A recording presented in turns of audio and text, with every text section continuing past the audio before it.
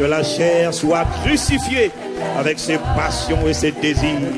Nous marchons par l'Esprit, gouvernés par le Saint-Esprit. C'est de cela qu'il s'agit. Donne gloire à ton nom, Seigneur, Jésus, Dieu notre Père, au nom de Jésus. Nous avons ainsi prié avec action de grâce. Amen, amen, amen, amen.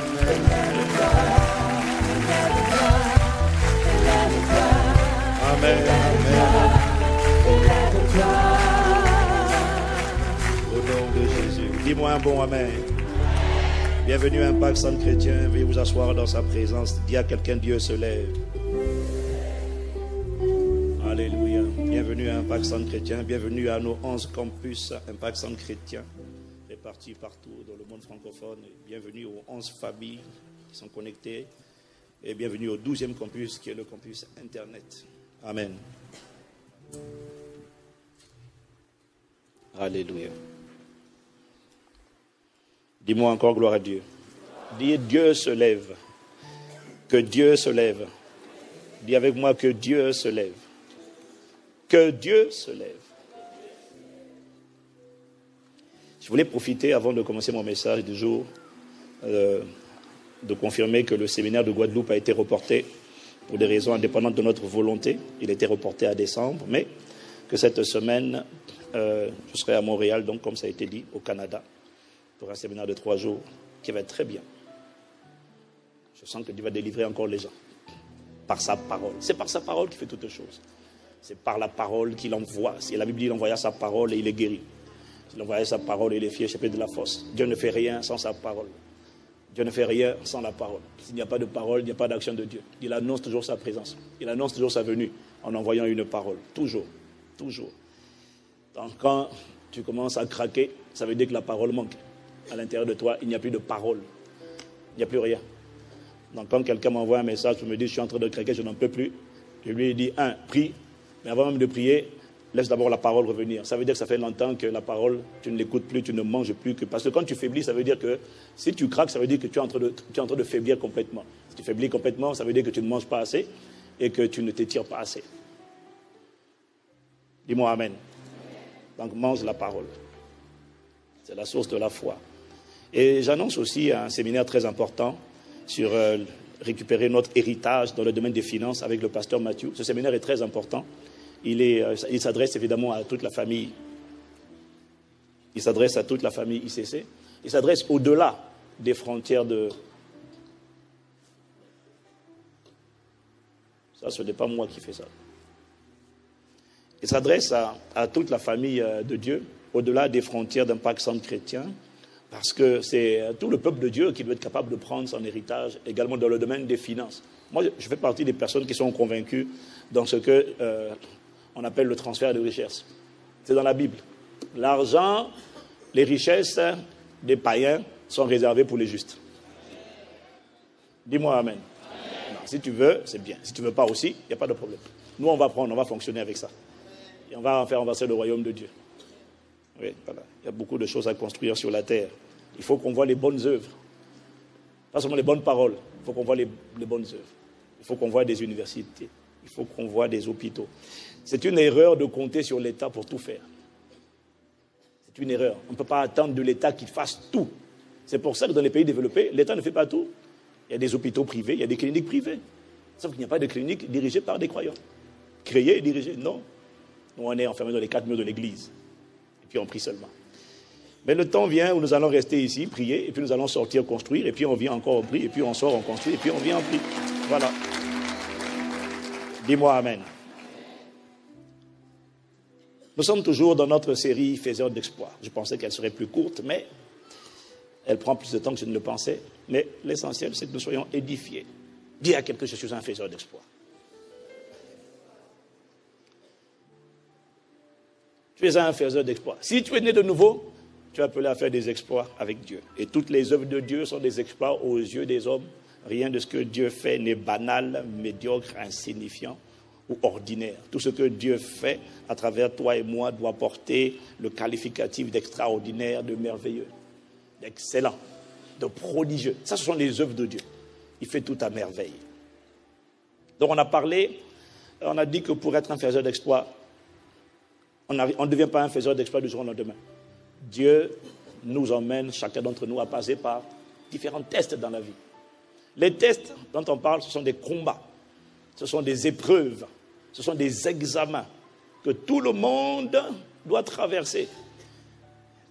Tu ne réussis pas les tests, tu ne vas pas au niveau supérieur. Et on a parlé du premier test que David a dû traverser, le test de la soumission. Même quand ce n'est pas évident de se soumettre pour l'âme, il est possible de se soumettre quand on marche par l'esprit.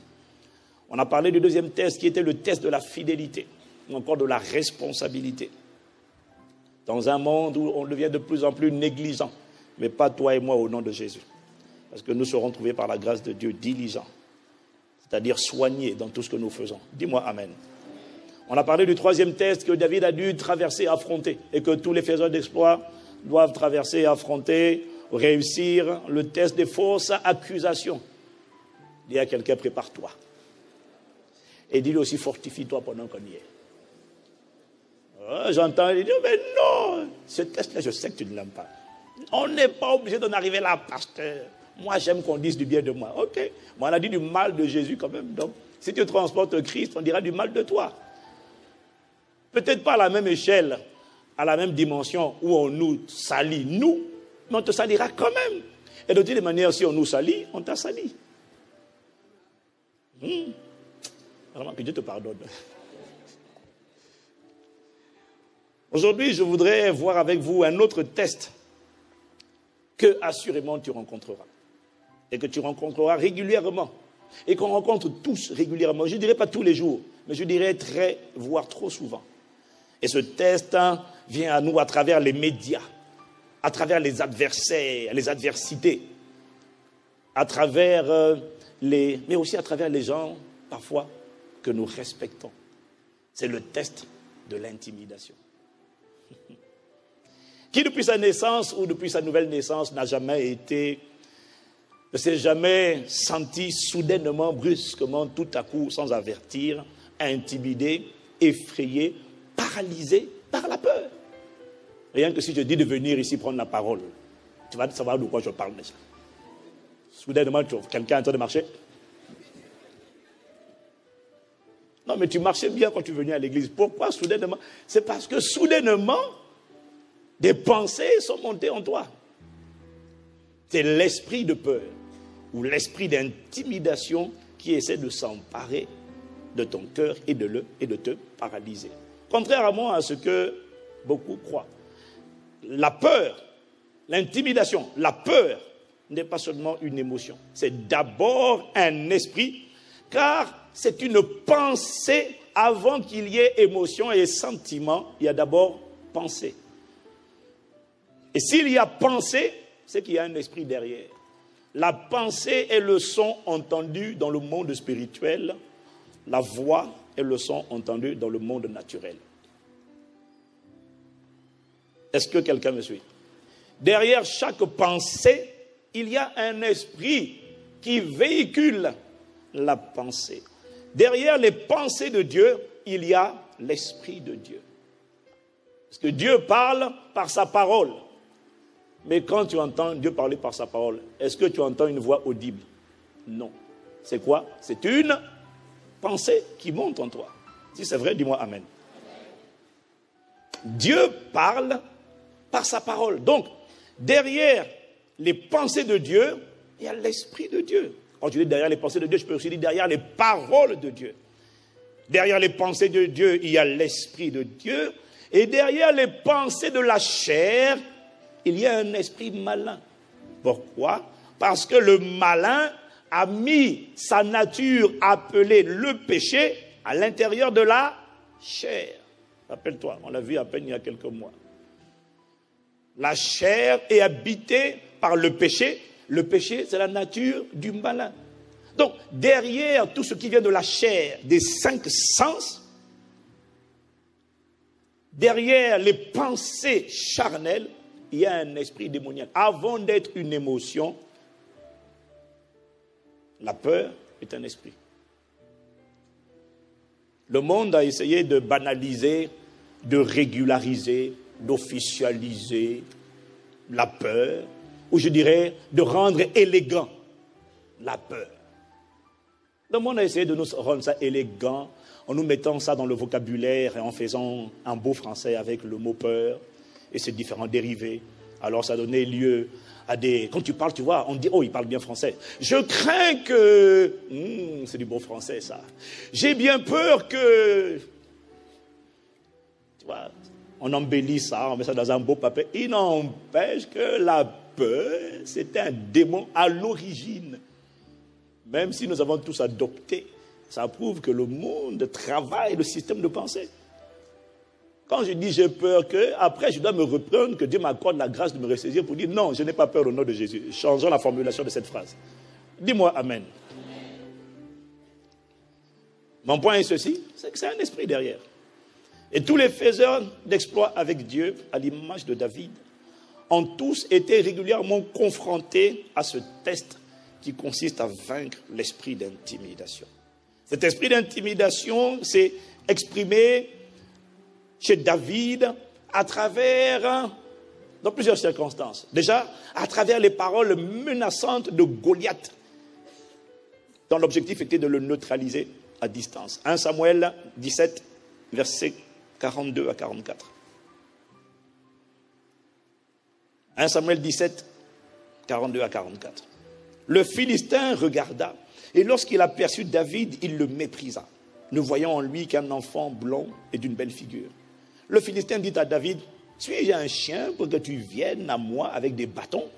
Et après l'avoir maudit par ses dieux, il ajouta, viens vers moi, petit, et je donnerai ta chair aux oiseaux du ciel et aux bêtes des champs. Est-ce que quelqu'un me suit? Ça, à travers les paroles de Goliath, c'est un esprit d'intimidation qui voulait neutraliser et paralyser David par la peur. Mais ne me dis pas, mais heureusement que David avait l'esprit de Dieu et David était un homme de foi. Parce que le même peuple d'Israël, l'armée, la puissante armée de Dieu, avant que ne vienne David, avait été paralysée pendant 40 jours. 40 jours où Goliath sort de son camp, il vient devant le peuple d'Israël, il dit la même chose. Il les brave. Le premier qui s'approche, je l'écrabouille, comme je dis à mes enfants. C'est ça, c'est ce que je leur dis. Qu'est-ce qu'on fait de nos ennemis? On les écrabouille comme des vermines. Et c'est ça que Goliath disait. On les écrabouille. J'ai dit des mathématiques, tu as fait quoi? J'écrabouille. J'ai dit c'est ça. Écrabouille-moi ça comme une vermine. Dis-moi Amen. Parce que les mathématiques veulent les intimider. J'ai dit, c'est toi qui dois l'intimider. David avait compris ça. Quand Goliath lui a dit ça, David a dit non, tu as mal parlé. Moi, je vais te dire ce que je vais faire de toi aujourd'hui. Dis-moi Amen. Pendant 40 jours, tu vois, on a tendance à sous-estimer l'esprit de peur ou l'esprit d'intimidation. Mais, excuse-moi, il est très efficace. 40 jours, il a paralysé toute une armée. De Saül jusqu'à tous ses généraux. Tout le monde a reculé. Petit, vas-y. Qui va? Toi? Non. C'est le même esprit d'intimidation qui a paralysé Élie. On a vu la semaine dernière avec l'excellent message du pasteur Teddy. J'étais content de son message. Je suis content quand j'entends mes pasteurs donner de bons messages et que je suis assis. Je suis content. Je suis content. C'est la preuve qu'on est en train de se reproduire. Dis-moi Amen. Je ne comprends pas les gens. Il y en a, ils veulent, si un autre pasteur parle, il faut que ce soit mauvais. Non, quand c'est très bon, je suis très heureux. Il n'y a pas de succès sans successeur.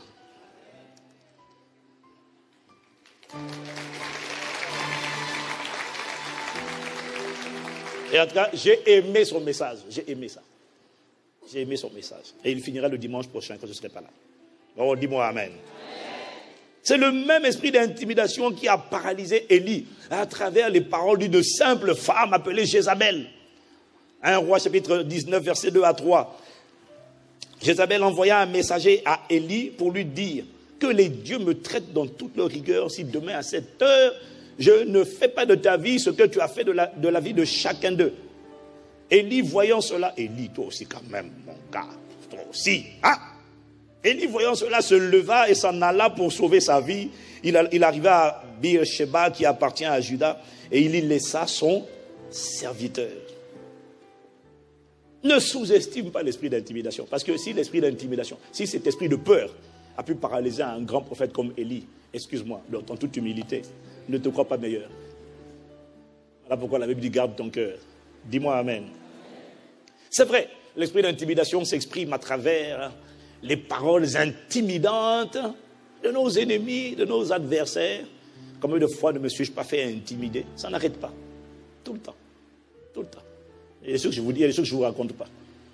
J'arrive sur Internet, il y a des gens qui sont d'un niveau de violence dans leurs propos, persuadés que Castanou est un franc-tireur, un sorcier ou tout ce que tu veux, mais d'une méchanceté, d'une agressivité. Il y en a qui disent arrêtez, arrêtez, sinon on va vous forcer à arrêter. Je dis bon.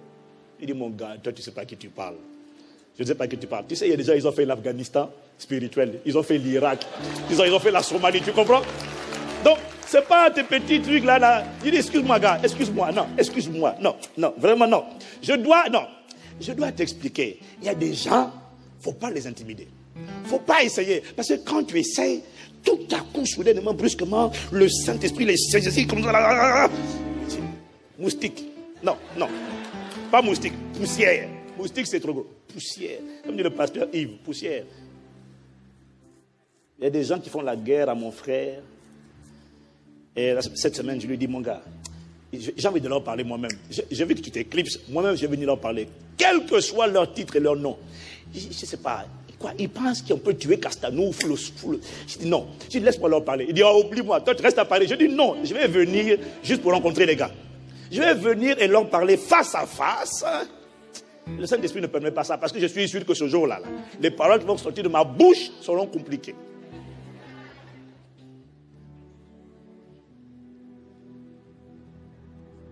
On n'intimide pas la nouvelle création. Quel que soit ton pouvoir occulte, quel que soit, ça reste un Adam. Je suis un Christ.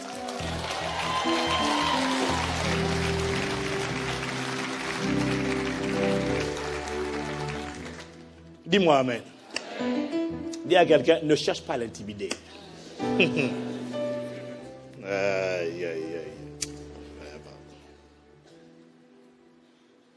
C'est vrai donc, je disais, l'esprit d'intimidation s'exprime à travers les paroles des ennemis, de ceux qui se transforment en ennemis. Moi, je n'ai pas d'ennemis, mais bon, si tu es ennemi de Christ, forcément, tu es ennemi de Castanou aussi. Donc, mais il n'y a pas de problème. Moi, je n'ai pas de haine contre les gens. Je ne laisse pas mon cœur être souillé par ce genre de choses. Même pas un peu. Comme on dit, sans effet. L'esprit d'intimidation s'exprime par les ennemis, mais l'esprit d'intimidation est subtil. Parce qu'il s'exprime également à travers la voix des personnes qui sont souvent des autorités. Et la particularité des autorités, c'est que tu as du respect, parce que tu dois respecter l'autorité. Dis-moi amen. 1 Samuel 17, versets 32 à 33. David dit à Saül que personne ne se décourage à cause de ce Philistin. Ton serviteur ira se battre avec lui. Saül, le roi, dit à David, tu ne peux pas aller te battre avec ce Philistin parce que tu es un enfant petit. Il est un homme de guerre de sa jeunesse. Dans leur tribu, là, depuis 6 mois, ils apprennent déjà à manier les armes. Petit, écoute son CV. Si c'était si simple que ça, petit, nous tous les généraux que tu vois là, Abner, petit, on serait déjà allé le battre. Mais c'est un Malaba, 3 mètres de haut. Petit, c'est pas n'importe qui. Tu es un gamin. Ça va aller. Repars. À travers. Donc, tu vois, non seulement tu dois te battre contre les paroles de tes ennemis, de tes adversaires, mais en plus, tu dois te battre pour ne pas te laisser polluer par les paroles des gens que tu respectes, mais qui marchent par la chair, qui laissent leurs 5 sens polluer leur cœur, et quand leur cœur est pollué, ils essaient de te polluer. Est-ce que quelqu'un comprend de quoi je parle? Et ça, c'est délicat. C'est subtil, parce que l'intimidation ne vient pas seulement à travers les menaces. Il vient à travers les conseils, les avis, les opinions des personnes que tu peux respecter. Parce que parfois ces gens sont bien intentionnés et mal inspirés. Dis avec moi la bataille de l'intimidation. Chaque fois que tu voudras aller au niveau supérieur dans la vie, que tu voudras faire des exploits, l'esprit d'intimidation sera envoyé vers toi. Et lorsque Satan n'a pas réussi à t'arrêter à travers la séduction, ou à travers les fausses accusations, ou à travers la sorcellerie, j'ai appris une chose, Satan n'a jamais dit son dernier mot. Il va envoyer un esprit d'intimidation. Les fausses accusations, ce sont un récit composé de toutes pièces qui ne repose sur aucun fondement. Les fausses accusations, c'est du faux. Par contre, l'intimidation, ce n'est pas du faux, mais ce n'est pas du vrai non plus. C'est du réel. C'est-à-dire que l'intimidation s'appuie sur ce que perçoivent tes cinq sens. Mais ce que perçoivent tes cinq sens, c'est la réalité. Dis-moi Amen. Dis-moi Amen. Dis-moi Amen. C'est la réalité. Ce que perçoivent tes cinq sens, c'est la réalité. Ce n'est pas la vérité. Parce que la vérité, tu le sais, c'est ce que Dieu a dit. L'esprit d'intimidation vient pour te paralyser avec l'arme de la peur. C'est ce qu'il a fait avec Néhémie. Je vous fais un voyage pour vous montrer qu'il a fait avec tous les faiseurs d'exploits. Avec Néhémie. C'est ce qu'il a fait avec Néhémie en passant par la voie des personnes qui étaient des autorités. Néhémie chapitre 6, versets 10 à 14. Écoute ce que dit Néhémie. Je me rendis chez... Bon, on va rattraper un peu la Bible. Comme tu ne l'as pas beaucoup lu la semaine, là, on va le lire pas mal. Comme ça, on va faire un stock. Amen. Voilà. Je me rendis chez Shemaïja, fils de Delaja, fils de Méhétabil. Vraiment. OK. Il s'était enfermé et il dit, allons ensemble dans la maison de Dieu, au milieu du temple, et fermons les portes du temple, car ils viennent pour te tuer. Et c'est pendant la nuit qu'ils viendront pour te tuer. Je répondis, un homme comme moi prendre la fuite. Et quel homme tel que moi pourrait entrer dans le temple et vivre? Parce que l'accès était réservé uniquement au souverain sacrificateur. C'est pour ça qu'il ne voulait pas y entrer. Dis-moi Amen. Il dit, je n'entrerai point. Et je reconnus que ce n'était pas Dieu qui l'envoyait. Mais il prophétisait ainsi sur moi. C'était un prophète. Parce que Sanballat et Tobija lui avaient donné de l'argent. En le gagnant ainsi, ils espéraient que j'aurais peur et que je suivrais ses avis et commettrais un péché. Et ils auraient profité de cette atteinte à ma réputation pour me couvrir d'opprobre ou de honte. Souviens-toi, ô mon Dieu, de Tobija et Sanballat et de leurs œuvres. Souviens-toi aussi de Noradial, la prophétesse, et des autres prophètes qui cherchaient à m'effrayer. Hein? Des prophètes? Ce sont des autorités? Oui, mais il y en a qui marchent par la chair. Est-ce que quelqu'un me suit? Dis à quelqu'un, triomphe de l'esprit d'intimidation au nom de Jésus. Dis-le lui. Domine sur l'esprit d'intimidation. Le même esprit d'intimidation a tenté de neutraliser Jésus dans son élan. Luc chapitre 13, verset 31. La Bible dit, ce même jour, quelques pharisiens vinrent lui dire, va-t'en, pars d'ici. Car Hérode veut te tuer, petit. Il veut te tuer. Va-t'en. La vérité, c'est que c'est eux-mêmes qui voulaient le tuer. Est-ce que quelqu'un me suit? C'est eux-mêmes qui voulaient le faire mourir. Ils en avaient assez de le voir influencer positivement les peuples, les foules. Et qu'est-ce qu'ils ont fait ici? Par leurs paroles, ils ont essayé de l'intimider. Qu'il s'en aille pour sauver sa vie et qu'il n'accomplisse pas le mandat pour lequel il était venu. Sois libéré de l'esprit d'intimidation au nom de Jésus. C'est encore le même esprit d'intimidation qui a œuvré à travers la bouche des 10 espions. Sur les 10 espions leaders du peuple d'Israël pour paralyser la foi de tout le peuple. Alors que Dieu leur avait dit à plusieurs reprises, Israël, vois, je te livre Canaan et tous ses rois. Dieu le leur avait dit et redit. Mais lorsqu'ils sont allés faire l'inspection de Canaan, 10 espions sur les 12 sont revenus avec dans la bouche des paroles qui étaient inspirées par un esprit d'intimidation. On lit ça, on va lire quelques passages, Nombre chapitre 13, d'abord le verset 3. Moïse envoya des hommes depuis le désert de Paran, comme l'Éternel lui avait demandé. C'étaient tous des chefs des Israélites. Dis Amen. Ça veut dire que les gens que Moïse envoyait étaient des autorités. Parce que le Seigneur n'a pas arrêté de montrer ça du doigt. Des autorités. Verset 27. Voici le rapport qu'ils firent à Moïse. Nous sommes arrivés dans le pays où tu nous as envoyés. Oui, c'est vraiment un pays ruisselant de lait et de miel. Et on voici des fruits. Ok. Seulement, le peuple qui l'habite est terriblement fort. Les villes sont d'immenses forteresses. Et nous avons même vu des descendants d'Anak. Ceux à qui on a attribué un chant légendaire. Qui peut tenir contre les fils d'Anak? Bref, verset 30. Caleb fit taire le peuple qui murmurait contre Moïse. Il dit, montons, emparons-nous du pays et nous y serons vainqueurs. Mais les hommes qui l'avaient accompagné disaient, nous ne sommes pas en mesure d'attaquer ce peuple car il est plus fort que nous. Puis ils se mirent à décrier le pays qu'ils avaient exploré devant les Israélites en disant, le pays que nous avons parcouru et exploré est une terre qui consume ses habitants. Quant à la population que nous y avons vue, ce sont tous des géants, des gens très grands. Nous y avons même vu des géants, des descendants d'Anak, de cette race de géants. À côté d'eux, nous avions l'impression d'être comme des sauterelles. Et c'est bien l'effet que nous leur faisions.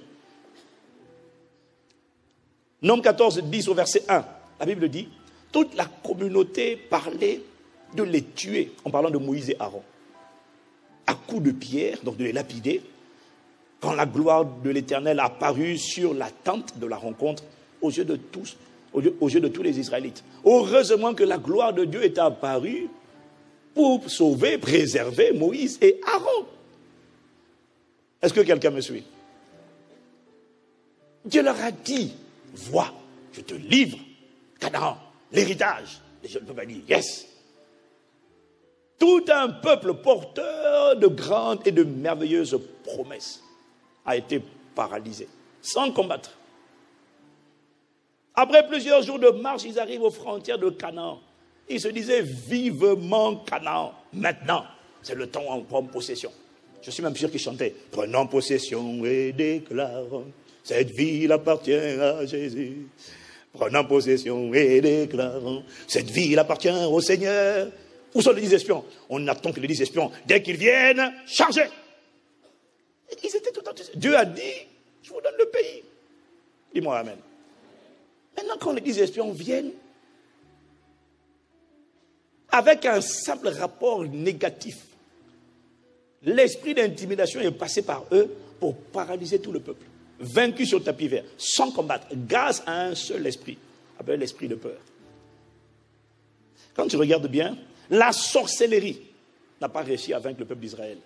Tu l'as trouvé dans Nombre, chapitre 23. Dis-moi amen.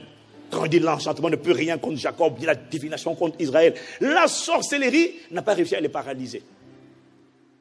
Satan les a poussés à l'adultère, la fornication et l'idolâtrie. Dieu les a jugés. Mais tout le peuple n'a pas été décimé. 24 000 personnes sont mortes. Mais l'esprit d'intimidation a réussi à faire en sorte que tout le peuple soit immobilisé dans le désert et que ceux qui avaient 20 ans et au-dessus soient disqualifiés pour entrer à Canaan. Est-ce que quelqu'un me suit?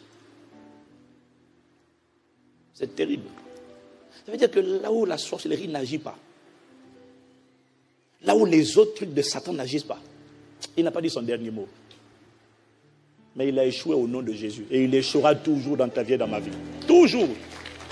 Toujours. Parce que nous, par la grâce de Dieu, nous marcherons par l'Esprit. Dis-moi amen. Dis-moi encore amen. Et ce que ça m'inspire, c'est que l'esprit d'intimidation l'esprit de peur, l'esprit d'effroi est terriblement efficace. Satan a neutralisé le peuple d'Israël, non pas à travers les ennemis d'Israël, mais à travers les voix de certaines autorités établies parmi le peuple. Est-ce que quelqu'un me suit? Et ce qui est délicat avec les autorités, quand quelqu'un est une autorité, tu dois la respecter. Quand une personne est une autorité, tu dois la respecter. Dis-moi amen. Et une des manières de manifester le respect envers l'autorité, parce que si c'est un copain, si c'est un ami, quand il te dit une parole déplacée, comme Saül a dit à David, tu dis oublie-moi. C'est comme ça que nous on fait. On dit oublie-moi, va jouer. Mais quand c'est l'autorité, tu peux pas dire au roi Saül, va jouer. Tu dis au roi, parler. Petit, tu ne peux pas terrasser Goliath. Mais tu es obligé par respect d'écouter. Est-ce que quelqu'un me suit? Oh, le problème, c'est que Satan sait que quand c'est une autorité, tu es obligé d'écouter. Donc Satan est malin, il va passer. Puisque par les ennemis, tu sais que c'est l'adversité, tu sais que c'est l'ennemi. Mais quand c'est par l'autorité, quand c'est l'ennemi, tu peux dire non, je ne t'écouterai pas. Mais quand c'est l'autorité, tu es obligé d'écouter. Tu es obligé d'avoir du respect. Le problème, c'est que tu deviens et tu finis par croire ce que tu entends. Et si l'autorité te dit la même chose tout le temps, tu finis par croire et par devenir ce que tu entends tout le temps, même si c'est faux. Et la vérité, c'est que Satan, comme il a compris ça, il va utiliser des autorités, même dans l'église, pour paralyser le peuple de Dieu par les enseignements erronés. C'est là où je vois que le diable est rusé. Il est rusé. Lis Luc chapitre 11, verset 52. Regarde ce que Jésus dit. Malheur à vous, professeurs de la loi. Malheur à vous, les scribes, les docteurs de la loi. C'était des gens qui enseignaient la loi au peuple. Ils ne parlaient pas comme Jésus. Ils n'avaient pas l'esprit de Dieu. Ils enseignaient la tradition. Ils enseignaient la loi. C'était eux les enseignants. Jésus leur dit malheur à vous. Parce que vous avez enlevé la clé de la connaissance. Vous n'êtes pas entrés vous-même. Et ceux qui voulaient entrer, vous les en avez empêchés. Donc, un docteur de la loi, quelqu'un qui enseigne, est capable de t'empêcher d'accéder à la connaissance. Est-ce que quelqu'un me suit? Non, est-ce que quelqu'un me suit? Vous savez que ce qu'on enseigne ici, certains le critiquent avec beaucoup de virulence. Vous enseignez aux gens la richesse. Vous enseignez aux gens à s'attacher à ce monde. Vous enseignez aux gens. Enseignez que Jésus revient. Enseignez. Roi ou riche. Il faut faire un choix. On ne peut pas être les deux. Mais lis ta Bible. David, roi riche. Salomon, roi riche. Dis-moi amen. Non. Vous enseignez, il faut choisir. C'est soit vous êtes roi maintenant. Auquel cas, vous héritez le monde. Vous perdez le salut. Soit vous êtes pauvre, mais vous serez roi demain. Et donc, comme toi, tu enseignes aux gens que tu peux régner dès maintenant dans cette vie avec Christ, dans tous les domaines, prendre ton héritage. Non, ce qu'il dit là, il pervertit le peuple. Nous, ce qu'on dit au peuple, c'est que c'est bien d'être moustique, insignifiant, médiocre. Attache la ceinture en attendant que Jésus revienne. C'est tout. Enseigne uniquement que Jésus revient et rien d'autre. Mais on sait que Jésus revient. Mais avant que Jésus revienne, il y a une mission à accomplir sur la terre. Et d'ailleurs, c'est notre capacité à accomplir la mission qui détermine le retour de Jésus. Non, parce que les gens ne savent pas ça. Tant qu'on n'a pas enseigné et démontré les œuvres de Dieu, Jésus ne revient pas. Et non, je vais te le dire ça différemment. Le retour de Jésus dépend de l'Église. Je vais t'expliquer ça. Lâche. Le déluge. Dieu a annoncé le déluge. Dis-moi amen. Mais la venue du déluge ne dépendait pas de Dieu. Ça dépendait de la capacité de Noé à faire rentrer tous les animaux et à fermer l'arche. Parce que tant que Noé ne fais pas rentrer tous les animaux, ne ferme pas l'arche. Si Noé met 100 ans pour faire entrer et fermer l'arche, Dieu attend 100 ans. Si Noé le fait en 10 ans, Dieu attend 10 ans, et quand Noé a fait, Dieu fait sa part. Donc, les gens ne comprennent pas. Dis-moi amen. Mais il y a des gens qui se mettent prédicateurs et qui combattent, qui sont contre le fait que tu sois épanoui dans la vie. Parce qu'ils ont oublié le passage qui dit: je veux bien aimer que tu prospères à tous égards et sois en bonne santé. Ils veulent seulement que tu sois spirituellement d'accord, spirituellement. Mais regarde-nous, spirituellement, on peut être puissant. Mais ça ne veut pas dire qu'il faut s'arrêter là. Ton âme peut être épanouie, ton corps doit être en bonne santé, tes finances doivent prospérer. Parce que l'homme de bien laisse un héritage aux enfants de ses enfants. Donc quand tu quitteras la terre, tu ne dois pas laisser tes enfants dans des dettes susceptibles d'être expulsés quand tu quittes. On ne sait même plus pourquoi ils pleurent. Est-ce qu'ils pleurent parce que papa est mort ou est-ce qu'ils pleurent parce qu'on va les virer? On ne sait pas. Tout ce qu'on sait, c'est qu'ils pleurent. Mais ils ne te disent pas pourquoi ils pleurent. Parfois ils disent non, il y a les deux. Il est parti. Mais oh là là, la peur, mon Dieu. Les créanciers vont venir. Ils vont prendre la maison. On va nous virer, il n'est plus là. Comment on va faire? C'est la responsabilité de chacun d'entre nous de faire en sorte qu'avant que tu quittes la terre, autant que possible, si c'est possible, bats-toi pour que tes enfants ne soient pas virés de là où ils sont. Dis-moi amen. Ça, c'est la sagesse de Dieu. Jésus revient, c'est vrai. Mais tu ne sais pas quand est-ce qu'il revient. À l'époque, je disais: oh, Jésus revient bientôt. Donc je me disais, je n'ai pas besoin d'acheter une maison, d'être propriétaire, parce que d'ici là, de toutes les manières, Jésus a dit: il ne restera ici pierre sur pierre qui ne sera détruit. Donc toutes ces maisons, ça sera détruit. Mais en attendant que ce soit détruit, tu peux quand même dormir dans une maison. Dis-moi amen. Et je pensais être sage. Ça ne sert à rien. Jésus revient bientôt. Prêchant l'évangile. Je prêche l'évangile. Je ne fais pas ça. Je ne fais pas le contraire. Je fais ça. J'ai compris qu'il y a des choses quand même sur lesquelles tu peux être sage.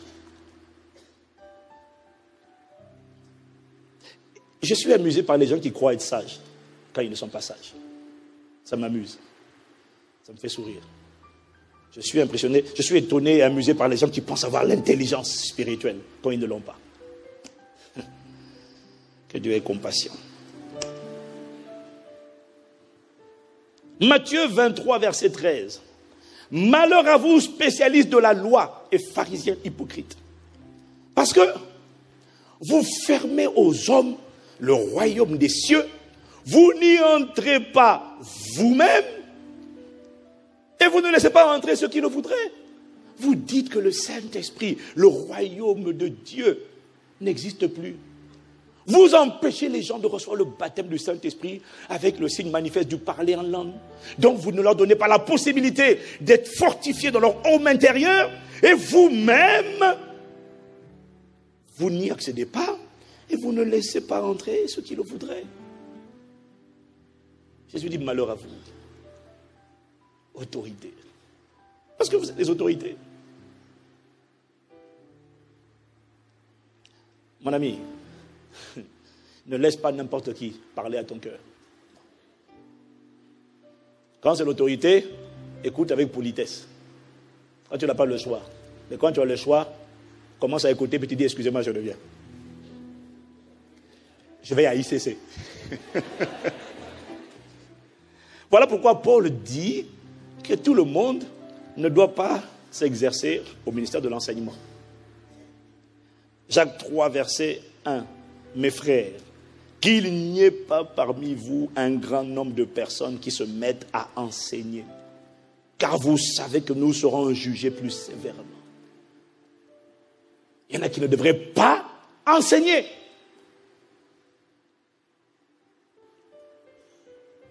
Parce que Satan arrive à véhiculer des messages de peur, à paralyser la destinée du peuple de Dieu avec des enseignements erronés. Ça ne t'arrivera pas au nom de Jésus. Dis à quelqu'un: sois libéré de l'esprit d'intimidation. Dis-lui.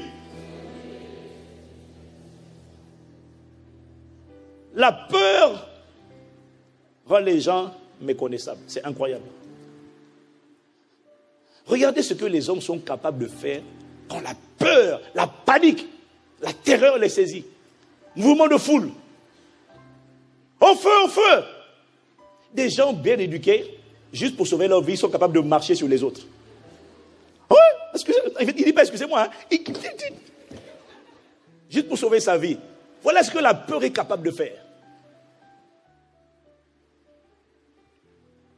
La peur peut te faire changer tes valeurs en quelques secondes. Lors de l'arrestation de Jésus, des gens solidaires de Jésus soudainement l'ont lâché. À cause de quoi? La peur. La peur crée le trouble. Elle sème la confusion dans ton cœur. Elle dérègle l'âme. Elle l'ébranle. Elle met l'âme sens dessus-dessous. Elle met l'âme à l'envers. La peur détruit ton objectivité. Elle ronge tes certitudes. Les Moïse de la vie, qui ont été des libérateurs, deviennent soudainement des gens mauvais. Parce que la peur a créé une image mentale de terreur pour ton futur à l'intérieur de ton cœur. Et que quand c'est le cas, tu cherches des gens maintenant à accuser. À accuser pour les images de blocage et d'impossibilité que tu as toi-même construit. Mais c'est classique, regardez. Le peuple a élu François Hollande. Et il était populaire et il aimait bien. Et puis un jour, ils entendent que le chômage augmente.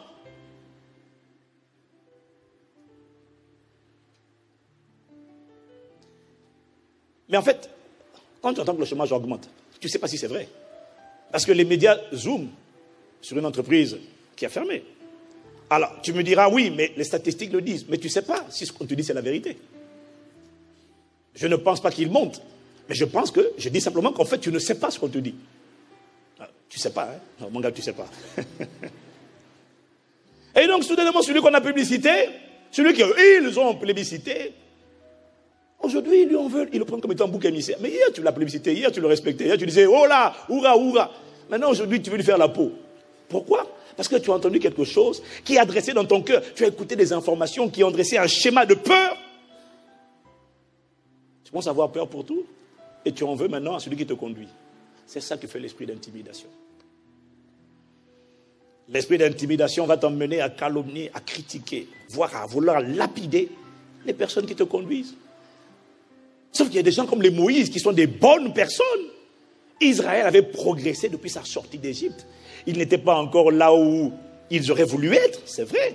Mais au moins, ils n'étaient pas là où ils étaient hier. Et qui était l'instrument par lequel Dieu les a conduits? Moïse. Mais parce qu'ils ont prêté attention aux paroles de gens qui ne les conduisaient pas au quotidien, par qui Dieu ne passait pas pour les nourrir, pour les instruire. Ils ont prêté attention aux paroles des mauvaises autorités. Les voilà brusquement en train de vouloir lapider Moïse et Aaron. Alors j'ai compris que lorsque la peur te contrôle, la peur tue ton discernement. Elle va t'emmener à combattre les personnes que tu ne devrais pas combattre. La peur crée un sentiment d'impuissance, d'incapacité et de désespoir dans le cœur d'une personne. C'est comme si soudainement tu oublies que tu es capable. Soudainement tu oublies que tu as un potentiel. Soudainement tu oublies qu'en fait, il y a des réponses qui sont en toi. Mais tout ce que tu sais est évanoui à cause de la peur. La peur noue l'estomac. Elle ferme les entrailles, tant physiques, émotionnelles que spirituelles. En fermant les entrailles, elle verrouille la productivité et la capacité d'enfanter les desseins de Dieu dans ta génération. La peur érige des forteresses. La peur érige des géants qui n'existent que dans ton imagination. Proverbe 22, verset 13. Le paresseux dit, il y a un lion dehors. Je serai tué dans les rues. Qui t'a dit qu'il y a un lion?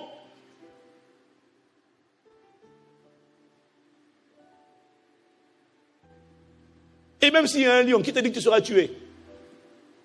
Est-ce que quelqu'un me suit? Proverbe 28, verset 1.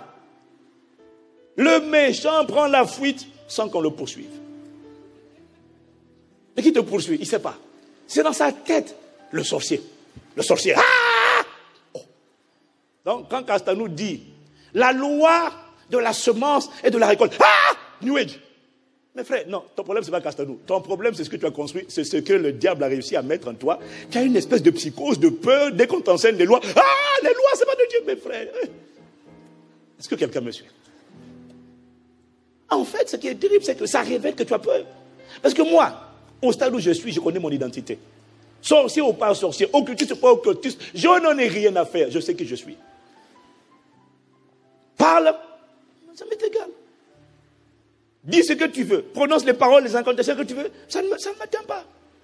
C'est impossible qu'une incantation, un sort jeté contre toi, t'atteigne. Sauf si tu as la foi que ça va t'atteindre. Je dirais l'effroi que ça t'atteigne. Ça ne t'atteindra pas au nom de Jésus. Dis à quelqu'un, sois libéré. Dis à quelqu'un d'autre, sois libéré de l'esprit de peur. La peur te fait voir une muraille là où en réalité il n'y a pas de muraille. Parce que ce que tu vois avec tes yeux n'est pas réel, n'est pas vrai, c'est juste réel. Dis-moi amen. Quand tu vois la mer rouge, c'est réel, mais ce n'est pas vrai. Parce que quand tu vas avancer, la mer va se diviser. C'est tout. Mais la peur t'empêche d'avancer. La peur met la foi hors jeu. Est-ce que quelqu'un me suit? La peur te fait balayer d'un revers de la main tout ce que Dieu a dit, tout ce qu'il a promis et tout ce qu'il a fait. La peur te fait oublier la fidélité de Dieu. La peur te fait oublier la capacité de Dieu. Dieu a promis, Dieu a accompli. La peur dit rien à faire. Tout ce que Dieu a fait, balayé. Ça veut dire que la peur offense Dieu. Parce que si tu rejettes les paroles de Dieu, tu rejettes la personne de Dieu. Parce que Dieu et sa personne sont un. Quelqu'un me dit amen. Et c'est parce que, vous voyez, la peur paralyse, neutralise, immobilise, que la peur rend inutile les desseins de Dieu à ton égard. Dieu a besoin de personnes qui sont dans la dynamique du aller, du mouvement, ceux qui obéissent. Or, la peur te cloue au sol. Et la peur emmène Dieu à te retirer de la course du ministère avant le temps. C'est-à-dire la peur va amener sur ta vie l'arrêt prématuré du plan de Dieu. Parce que la peur, lorsque tu ne bouges plus, lorsque tu es neutralisé, lorsque tu es immobile et que tu n'avances plus, la question se posera à ton sujet. Et cette question se trouve dans Luc 13, verset 7. La question que pose le maître au vigneron. Pourquoi occupe-t-il la terre inutilement? Si tu ne bouges plus, si tu n'obéis plus, à quoi tu sers? Est-ce que quelqu'un me suit? Ce que j'ai découvert avec la peur, c'est que la peur disqualifie. Et la peur écoute ton ministère sur la terre. Les buts pour lesquels Dieu t'a suscité, quand il voit que tu as peur, Dieu dit, c'est pas la peine. On laisse tomber, je vais susciter quelqu'un d'autre. C'est ce qu'il a fait avec la génération Moïse.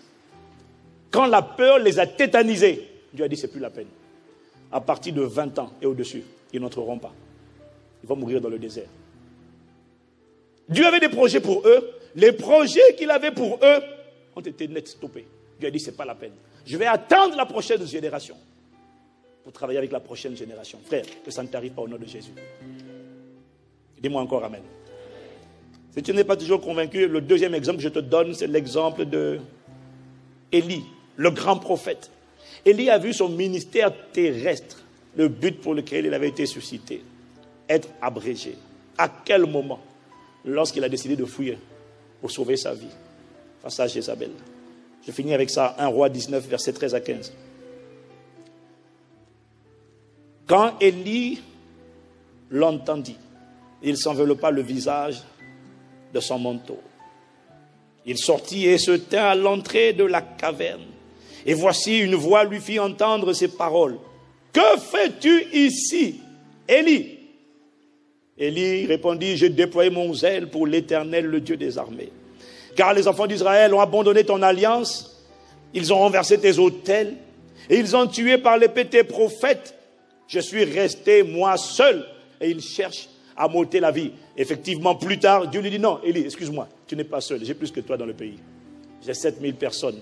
C'est 7000 personnes qui n'ont pas franchi encore les genoux devant les Baals. » Dis-moi Amen. Dis-moi Amen. Mais regarde la suite du verset 15. Rien ne dit que c'était le temps pour Élie d'arrêter son ministère. Mais le verset 15, l'Éternel lui dit, « Va, reprends ton chemin par le désert jusqu'à Damas. Et quand tu seras arrivé, tu oindras Hazaël pour roi de Syrie. » C'est là, à ce moment-là, c'est ici, juste dans la suite, je n'ai pas mis le verset, que Dieu lui dit, tu vas également prendre quelqu'un pour te remplacer. Et c'est là qu'il a mis Élisée à la place. Que ça ne t'arrive pas au nom de Jésus. Tu vois, ce qui est subtil, c'est que quand tu as peur, tu laisses la peur te paralyser, te neutraliser. Voilà la leçon. Quand tu laisses la peur te paralyser et te neutraliser, que tu n'agis plus, que tu ne bouges plus, tu dis, c'est là que Dieu prend quelqu'un d'autre, il le suscite. Et dit, il va faire ma volonté.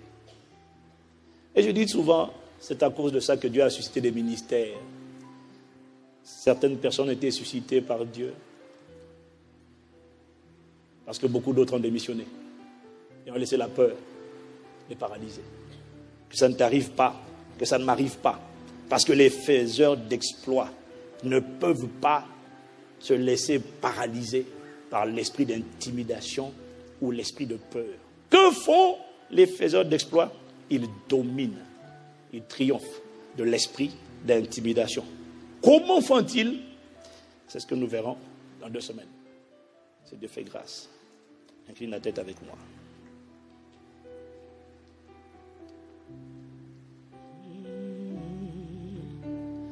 Les ennemis s'enfuient. Dieu se lève sur le pays. Lève-toi, moi.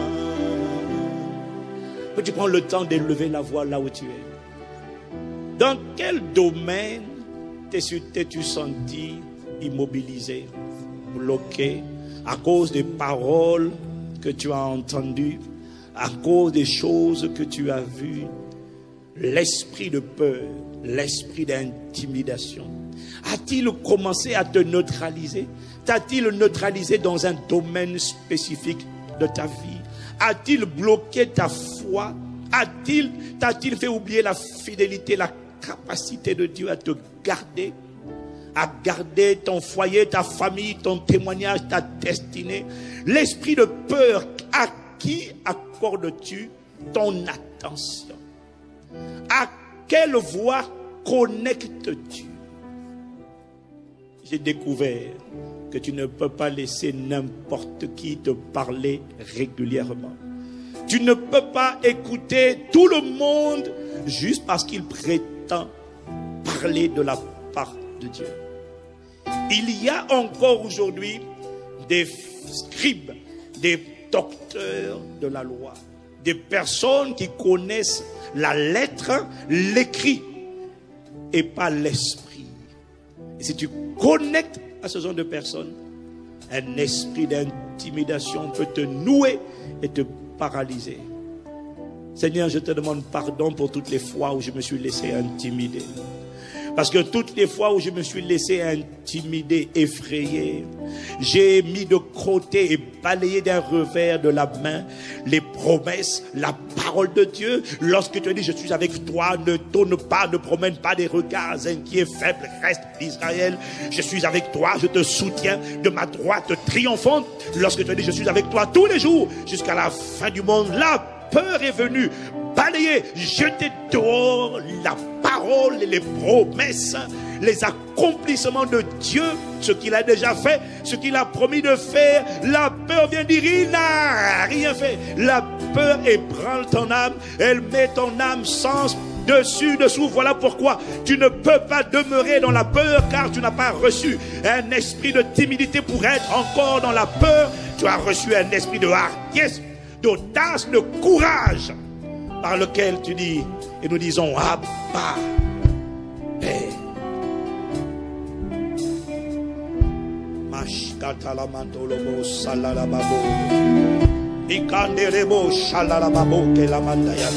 Prends le temps, y a-t-il un domaine où tu as identifié la peur de la maladie, la peur des démons, la peur de rester célibataire, la peur de ne pas avoir d'enfant? Quelle peur est en train de nouer, de t'immobiliser, de te paralyser? Quelle peur? Cette peur est une offense à Dieu. Cette peur est un rejet de la parole de Dieu, donc de la personne de Dieu. Cette peur offense et attriste le Saint-Esprit. Prends le temps de demander pardon. Prends le temps de t'humilier et de demander pardon. Pardonne-moi d'avoir cultivé, pardonne-moi d'avoir nourri cette crainte, cette peur. Parce que la vérité, c'est que la Bible dit que l'amour de Dieu bannit la crainte, le balaye la peur, la crainte, l'intimidation. Je demande pardon et je refuse à partir d'aujourd'hui d'être assis dans la peur. Voilà pourquoi dans le nom de Jésus, là où tu es, est-ce que tu peux te lever maintenant? Tu vas maintenant élever la voix. Tu vas parler à cet esprit de peur. Derrière les paroles des gens, derrière ce que tu entends, derrière ce que tu vois, il y a un esprit qui essaie de s'emparer de la forteresse de ton cœur. Maintenant, élève la voix. Maintenant que tu t'es humilié, maintenant que tu as demandé pardon, élève la voix. Parle à l'esprit de peur. Réprime-le au nom de Jésus. Dis-lui, je ne t'appartiens pas. Je renverse les raisonnements, les forteresses, les hauteurs, les systèmes de pensée, de peur. Toutes les peurs que tu as envoyées vers moi, Satan, je les rejette au nom de Jésus. Je renonce à la peur. Je rejette cette peur. Je rejette cette crainte. La crainte du diable, la crainte de la maladie. Quelle peur? De quelle peur s'agit-il?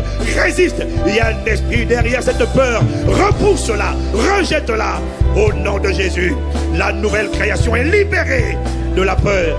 Je laisse le Saint-Esprit me gouverner, me contrôler, diriger ma vie dans le nom de Jésus. Quelle est cette montagne qui t'effraie? Quelle est cette montagne qui veut t'intimider? Quelle est cette montagne? Dis-lui au nom de Jésus, ce n'est qu'une question de temps. Tu seras aplani. Non, cette maladie, non, ce problème n'est pas pour la confusion. Il n'est pas pour la destruction. Il est pour que la gloire de Dieu soit manifestée, exprimée, révélée dans ma vie, révélée dans cette génération. Dans le nom de Jésus, montre-moi seulement, Seigneur, tes voies. Montre-moi seulement le plan d'action, la stratégie. Montre-moi seulement, montre-moi tes voies. Augmente ma foi dans le nom de Jésus. Ne me laisse pas être neutralisé, mais accorde-moi la grâce d'être rempli du Saint-Esprit, de l'esprit d'audace, de l'esprit de force, de l'esprit de ferveur.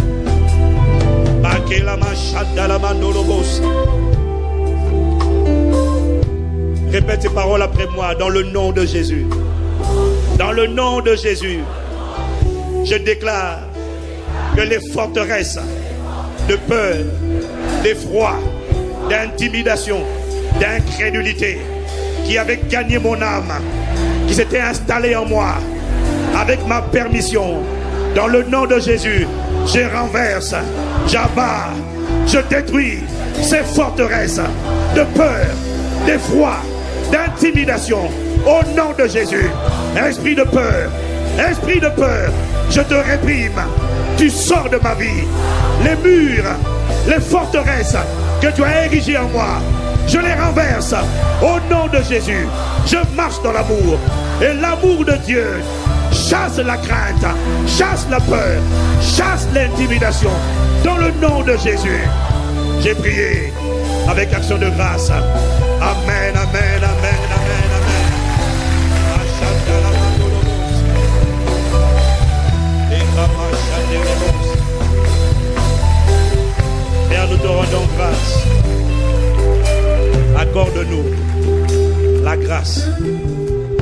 de réfléchir, de méditer. Et dans 2 semaines, d'aller en eau profonde. Comment fait-on pour triompher en tout temps de l'esprit d'intimidation? Explique-nous, montre-nous, enseigne-nous la vérité. Merci pour ta parole. Merci pour ce moment. Au nom de Jésus. Amen, amen, amen,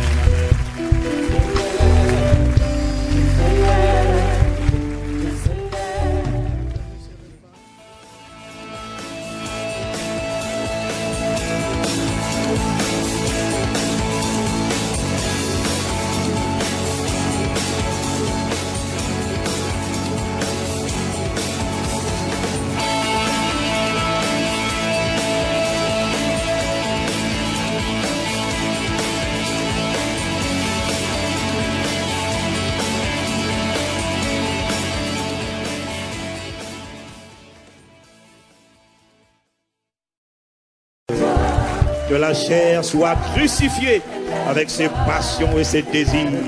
Nous marchons par l'Esprit, gouvernés par le Saint-Esprit. C'est de cela qu'il s'agit. Donne gloire à ton nom, Seigneur, Jésus, Dieu notre Père, au nom de Jésus. Nous avons ainsi prié avec action de grâce. Amen, amen, amen, amen.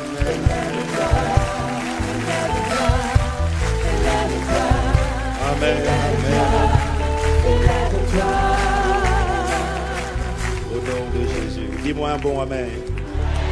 Bienvenue à Impact Centre Chrétien. Veuillez vous asseoir dans sa présence. Dis à quelqu'un, Dieu se lève. Alléluia. Bienvenue à Impact Centre Chrétien. Bienvenue à nos 11 campus Impact Centre Chrétien, répartis partout dans le monde francophone. Bienvenue aux 11 familles qui sont connectées. Et bienvenue au 12e campus qui est le campus Internet. Amen. Alléluia. Dis-moi encore gloire à Dieu. Dis Dieu se lève. Que Dieu se lève. Dis avec moi que Dieu se lève. Que Dieu se lève. Je voulais profiter avant de commencer mon message du jour de confirmer que le séminaire de Guadeloupe a été reporté pour des raisons indépendantes de notre volonté. Il était reporté à décembre, mais que cette semaine, je serai à Montréal, donc comme ça a été dit, au Canada, pour un séminaire de 3 jours qui va être très bien. Je sens que Dieu va délivrer encore les gens par sa parole. C'est par sa parole qu'il fait toutes choses. C'est par la parole qu'il envoie. Si la Bible dit qu'il envoya sa parole et il est guéri. Il envoya sa parole et il est fier échappé de la fosse. Dieu ne fait rien sans sa parole. Dieu ne fait rien sans la parole. S'il n'y a pas de parole, il n'y a pas d'action de Dieu. Il annonce toujours sa présence. Il annonce toujours sa venue en envoyant une parole. Toujours. Toujours. Donc quand tu commences à craquer, ça veut dire que la parole manque. À l'intérieur de toi, il n'y a plus de parole. Il n'y a plus rien. Donc quand quelqu'un m'envoie un message, je me dis, je suis en train de craquer, je n'en peux plus. Je lui dis, prie. Mais avant même de prier, laisse d'abord la parole revenir. Ça veut dire que ça fait longtemps que la parole, tu ne l'écoutes plus, tu ne manges plus. Parce que quand tu faiblis, ça veut dire que si tu craques, ça veut dire que tu es en train de faiblir complètement. Si tu faiblis complètement, ça veut dire que tu ne manges pas assez et que tu ne t'étires pas assez. Dis-moi amen. Donc mange la parole. C'est la source de la foi. Et j'annonce aussi un séminaire très important sur récupérer notre héritage dans le domaine des finances avec le pasteur Mathieu. Ce séminaire est très important. Il s'adresse évidemment à toute la famille. Il s'adresse à toute la famille ICC. Il s'adresse au-delà des frontières de... Ça, ce n'est pas moi qui fais ça. Il s'adresse à toute la famille de Dieu, au-delà des frontières d'Impact Centre Chrétien, parce que c'est tout le peuple de Dieu qui doit être capable de prendre son héritage, également dans le domaine des finances. Moi, je fais partie des personnes qui sont convaincues dans ce que on appelle le transfert de richesses. C'est dans la Bible. L'argent, les richesses des païens sont réservées pour les justes. Dis-moi amen. Non, si tu veux, c'est bien. Si tu ne veux pas aussi, il n'y a pas de problème. Nous, on va prendre, on va fonctionner avec ça. Et on va faire avancer le royaume de Dieu. Oui, voilà. Il y a beaucoup de choses à construire sur la terre. Il faut qu'on voit les bonnes œuvres. Pas seulement les bonnes paroles. Il faut qu'on voit les bonnes œuvres. Il faut qu'on voie des universités. Il faut qu'on voie des hôpitaux. C'est une erreur de compter sur l'État pour tout faire. C'est une erreur. On ne peut pas attendre de l'État qu'il fasse tout. C'est pour ça que dans les pays développés, l'État ne fait pas tout. Il y a des hôpitaux privés, il y a des cliniques privées. Sauf qu'il n'y a pas de clinique dirigée par des croyants. Créée et dirigée, non. Nous, on est enfermés dans les 4 murs de l'église. Et puis on prie seulement. Mais le temps vient où nous allons rester ici, prier, et puis nous allons sortir, construire, et puis on vient encore, on prie, et puis on sort, on construit, et puis on vient, on prie. Voilà. Dis-moi Amen. Nous sommes toujours dans notre série Faiseurs d'exploits. Je pensais qu'elle serait plus courte, mais elle prend plus de temps que je ne le pensais. Mais l'essentiel, c'est que nous soyons édifiés. Dis à quelqu'un, je suis un faiseur d'exploits. Tu es un faiseur d'exploits. Si tu es né de nouveau, tu es appelé à faire des exploits avec Dieu. Et toutes les œuvres de Dieu sont des exploits aux yeux des hommes. Rien de ce que Dieu fait n'est banal, médiocre, insignifiant ou ordinaire. Tout ce que Dieu fait à travers toi et moi doit porter le qualificatif d'extraordinaire, de merveilleux, d'excellent, de prodigieux. Ça, ce sont les œuvres de Dieu. Il fait tout à merveille. Donc on a parlé, on a dit que pour être un faiseur d'exploits, on ne devient pas un faiseur d'exploits du jour au lendemain. Dieu nous emmène, chacun d'entre nous, à passer par différents tests dans la vie. Les tests dont on parle, ce sont des combats, ce sont des épreuves, ce sont des examens que tout le monde doit traverser. Tu ne réussis pas les tests, tu ne vas pas au niveau supérieur.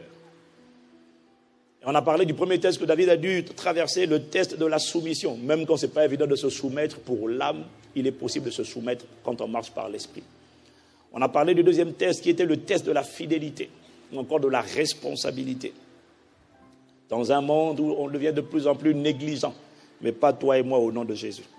Parce que nous serons trouvés par la grâce de Dieu diligents, c'est-à-dire soignés dans tout ce que nous faisons. Dis-moi Amen.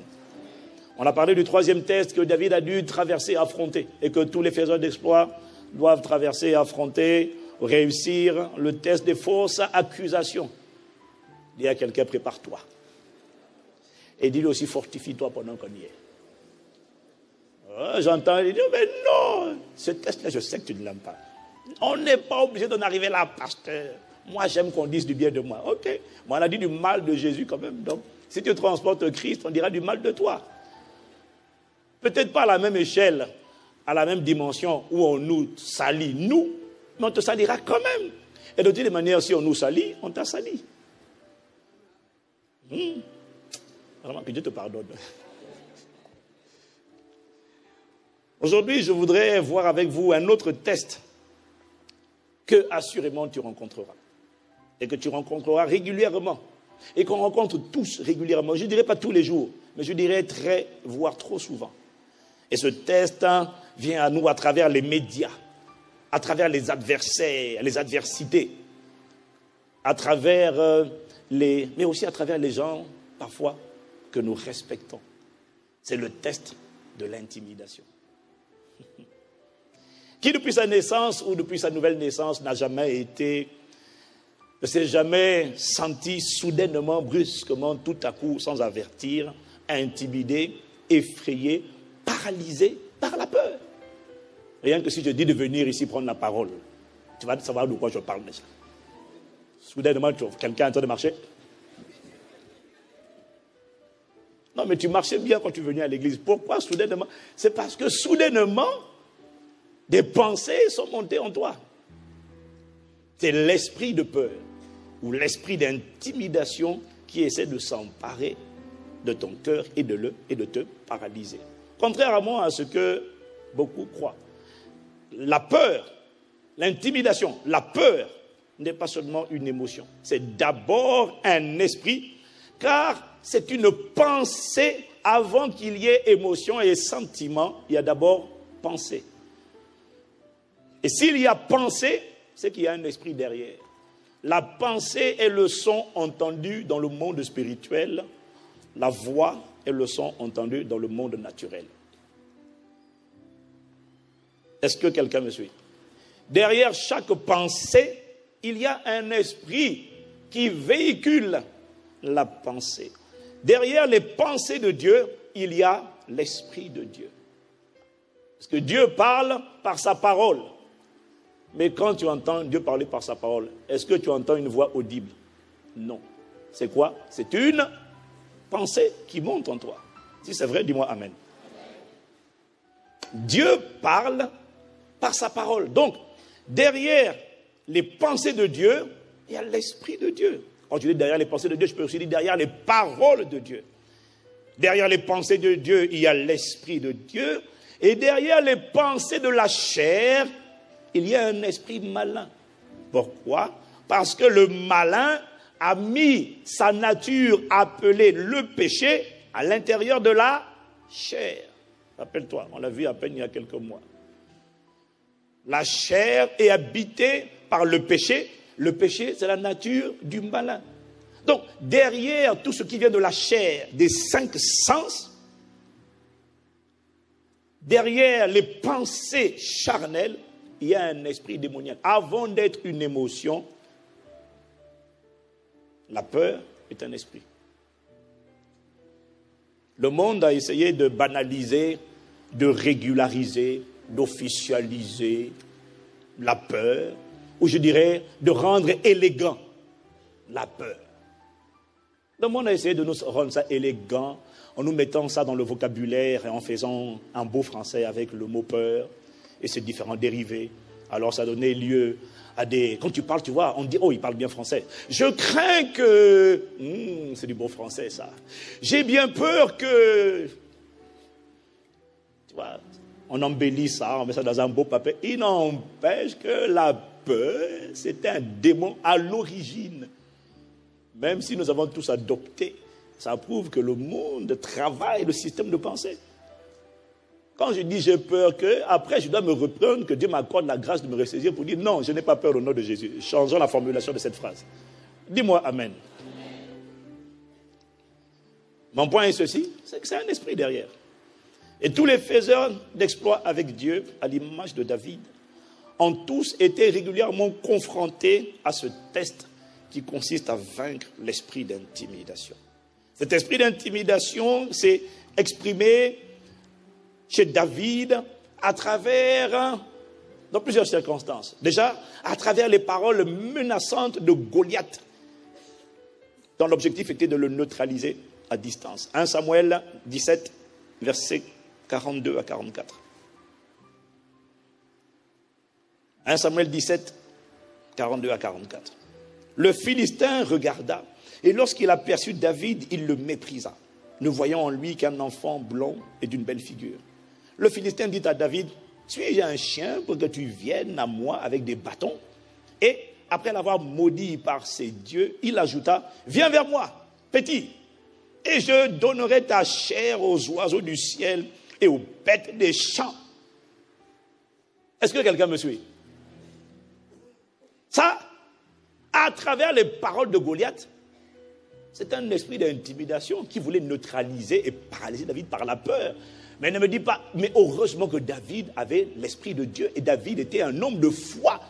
Parce que le même peuple d'Israël, l'armée, la puissante armée de Dieu, avant que ne vienne David, avait été paralysée pendant 40 jours.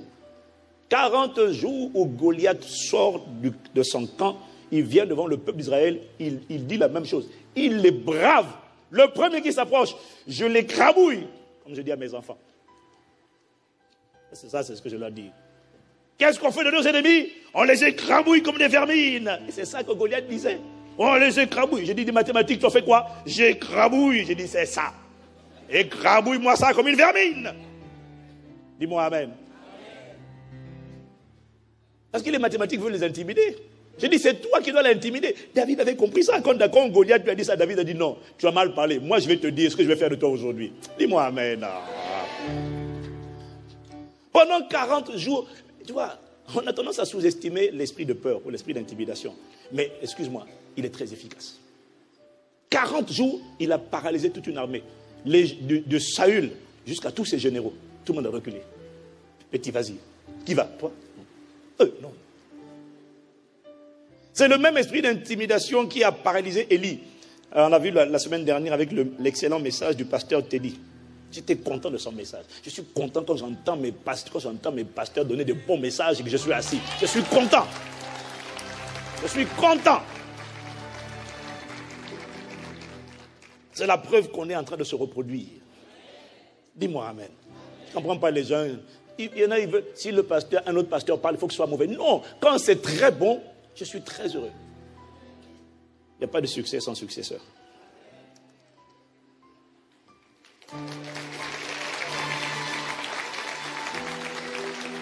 Et en tout cas, j'ai aimé son message. J'ai aimé ça. J'ai aimé son message. Et il finira le dimanche prochain quand je ne serai pas là. Bon, dis-moi amen. C'est le même esprit d'intimidation qui a paralysé Élie à travers les paroles d'une simple femme appelée Jézabel. 1 Roi chapitre 19, verset 2 à 3. Jézabel envoya un messager à Élie pour lui dire que les dieux me traitent dans toute leur rigueur si demain à cette heure, je ne fais pas de ta vie ce que tu as fait de la vie de chacun d'eux. Élie voyant cela, Élie, toi aussi quand même, mon gars, toi aussi, hein? Élie voyant cela se leva et s'en alla pour sauver sa vie. Il arriva à Beersheba qui appartient à Juda et il y laissa son serviteur. Ne sous-estime pas l'esprit d'intimidation. Parce que si l'esprit d'intimidation, si cet esprit de peur a pu paralyser un grand prophète comme Élie, excuse-moi, en toute humilité, ne te crois pas meilleur.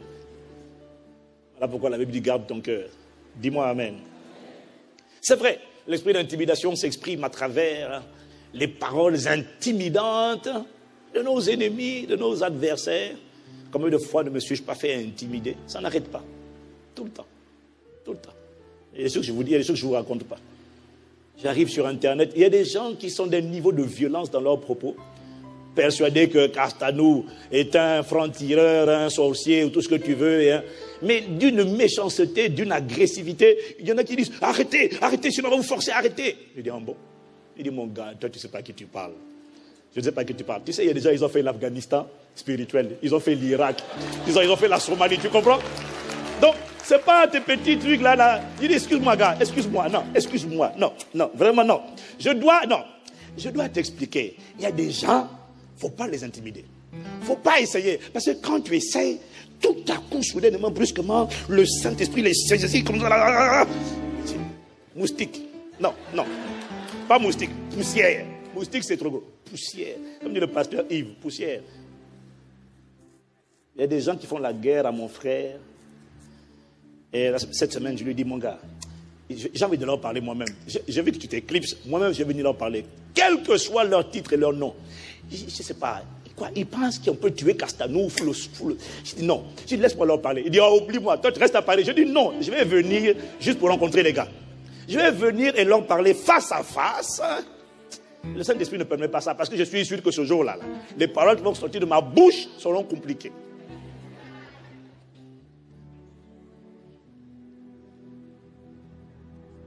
On n'intimide pas la nouvelle création. Quel que soit ton pouvoir occulte, quel que soit, ça reste un Adam. Je suis un Christ.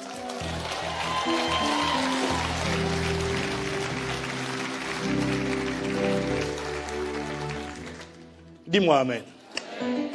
Dis à quelqu'un, ne cherche pas à l'intimider.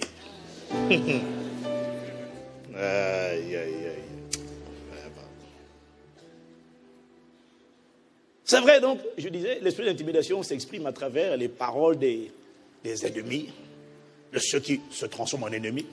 Moi, je n'ai pas d'ennemis, mais bon, si tu es ennemi de Christ, forcément, tu es ennemi de Castanou aussi. Donc, mais il n'y a pas de problème. Moi, je n'ai pas de haine contre les gens. Je ne laisse pas mon cœur être souillé par ce genre de choses. Même pas un peu. Comme on dit, sans effet. L'esprit d'intimidation s'exprime par les ennemis, mais l'esprit d'intimidation est subtil. Parce qu'il s'exprime également à travers la voix des personnes qui sont souvent des autorités. Et la particularité des autorités, c'est que tu as du respect, parce que tu dois respecter l'autorité. Dis-moi amen. 1 Samuel 17, versets 32 à 33. David dit à Saül que personne ne se décourage à cause de ce Philistin. Ton serviteur ira se battre avec lui. Saül, le roi, dit à David, tu ne peux pas aller te battre avec ce Philistin parce que tu es un enfant petit. Il est un homme de guerre de sa jeunesse.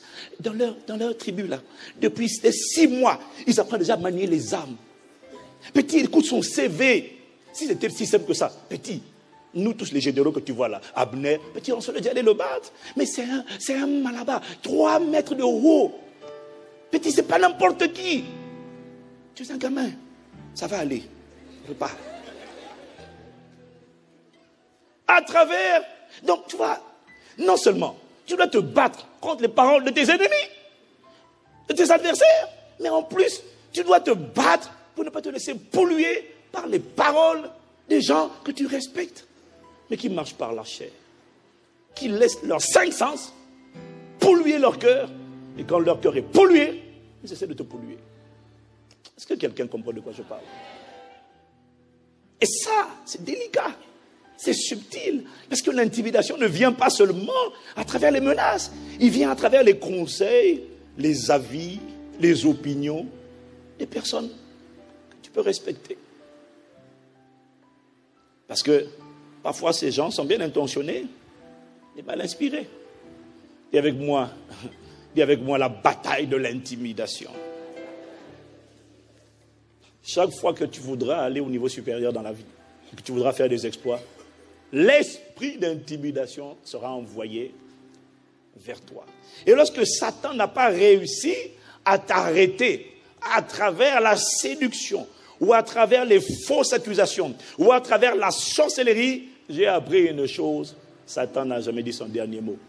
Il va envoyer un esprit d'intimidation.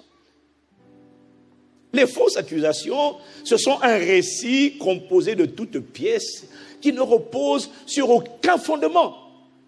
Les fausses accusations, c'est du faux. Par contre, l'intimidation, ce n'est pas du faux, mais ce n'est pas du vrai non plus. C'est du réel.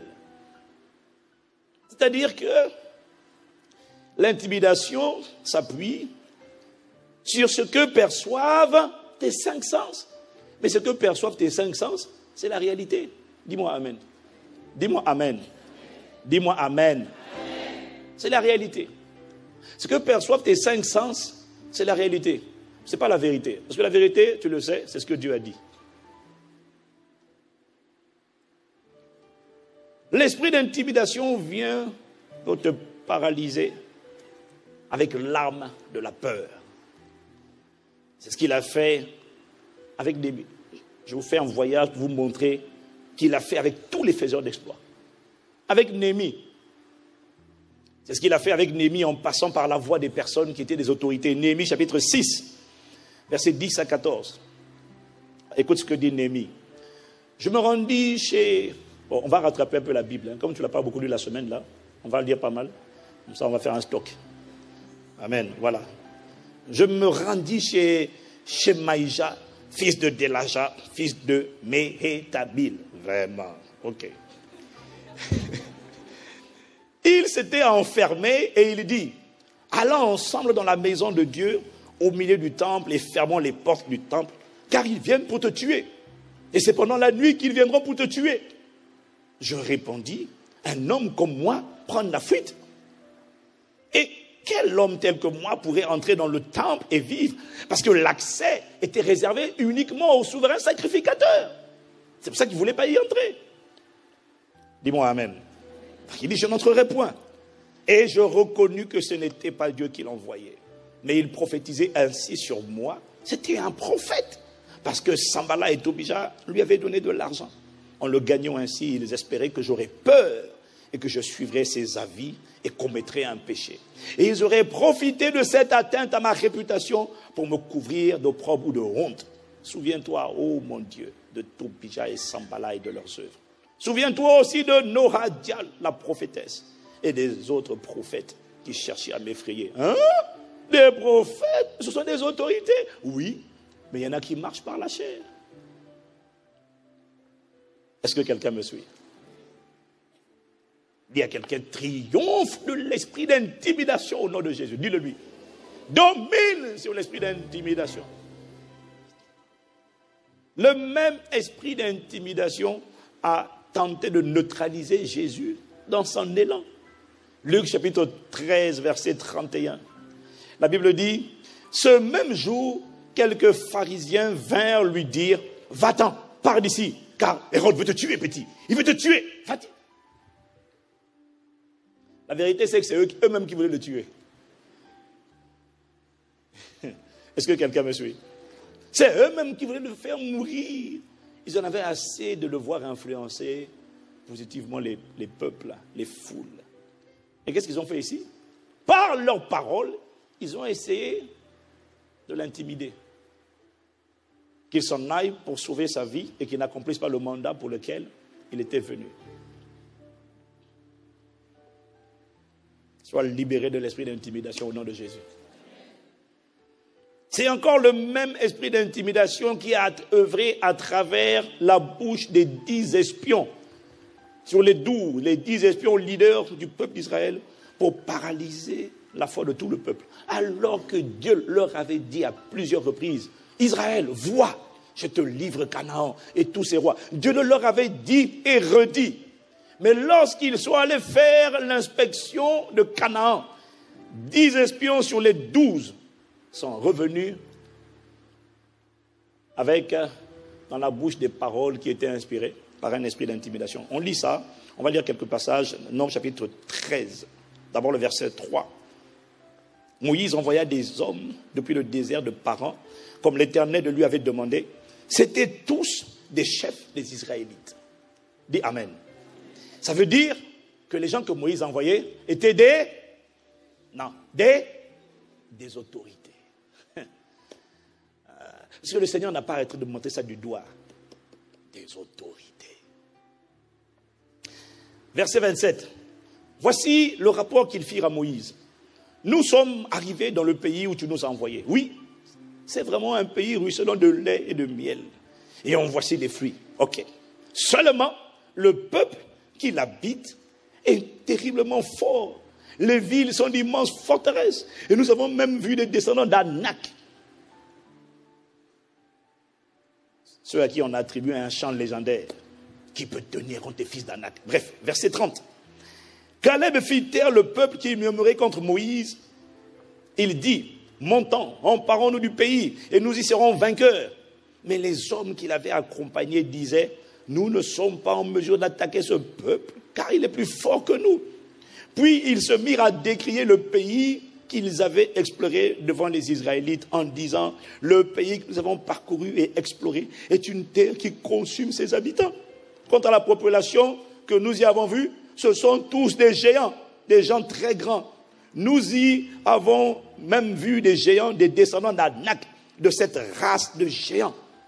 À côté d'eux, nous avions l'impression d'être comme des sauterelles. Et c'est bien l'effet que nous leur faisions. Nombre 14, 10 au verset 1. La Bible dit, toute la communauté parlait de les tuer, en parlant de Moïse et Aaron. À coups de pierre, donc de les lapider, quand la gloire de l'Éternel apparut sur la tente de la rencontre aux yeux de tous, aux yeux de tous les Israélites. Heureusement que la gloire de Dieu est apparue pour sauver, préserver Moïse et Aaron. Est-ce que quelqu'un me suit? Dieu leur a dit, vois, je te livre Canaan, l'héritage. Les jeunes peuvent dire, yes. Tout un peuple porteur de grandes et de merveilleuses promesses a été paralysé, sans combattre. Après plusieurs jours de marche, ils arrivent aux frontières de Canaan. Ils se disaient vivement Canaan. Maintenant, c'est le temps où on prend possession. Je suis même sûr qu'ils chantaient. Prenons possession et déclarons, cette ville appartient à Jésus. Prenons possession et déclarons, cette ville appartient au Seigneur. Où sont les 10 espions? On attend que les 10 espions, dès qu'ils viennent, charger. Ils étaient tout enthousiastes. Dieu a dit, je vous donne le pays. Dis-moi amen. Maintenant, quand les 10 espions viennent, avec un simple rapport négatif, l'esprit d'intimidation est passé par eux pour paralyser tout le peuple. Vaincu sur tapis vert, sans combattre, grâce à un seul esprit, appelé l'esprit de peur. Quand tu regardes bien, la sorcellerie n'a pas réussi à vaincre le peuple d'Israël. Tu l'as trouvé dans Jean, tu l'as trouvé dans Nombre, chapitre 23. Dis-moi Amen. Quand il dit l'enchantement ne peut rien contre Jacob, il dit la divination contre Israël. La sorcellerie n'a pas réussi à les paralyser.